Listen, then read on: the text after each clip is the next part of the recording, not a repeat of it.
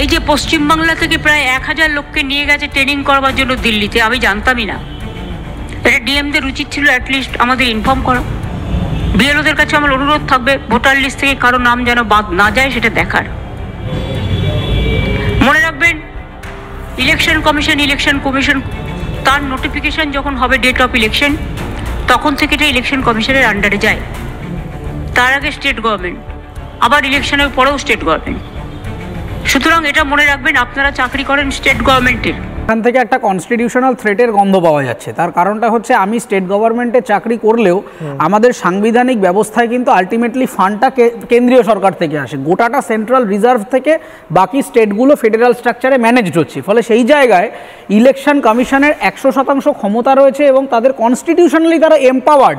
Supreme court পর্যন্ত এই কথাকে জাস্টিফাই করেছে যে নির্বাচন প্রক্রিয়ায় এসআইআর করানো, ট্রেনিং করানো, এই ব্যাপারগুলোকে অর্গানাইজ করবার জন্য স্বাধীন স্বায়ত্তশাসন দেওয়া রয়েছে সাংবিধানিকভাবে ইলেকশন কমিশনকে। ফলে এই কথা যদি মুখ্যমন্ত্রী বলেন যে ইলেকশন কমিশন চলে যাচ্ছে, ভুলে যেও না, তার মানে কি উনি থ্রেট করছেন আমার এখানকার যারা ডিএম রয়েছেন, বিডিও রয়েছেন বা বিএলও বিএলআরও রয়েছেন, যে তোমরা তাহলে ইলেকশন কমিশনের বিরুদ্ধে চলে যাও।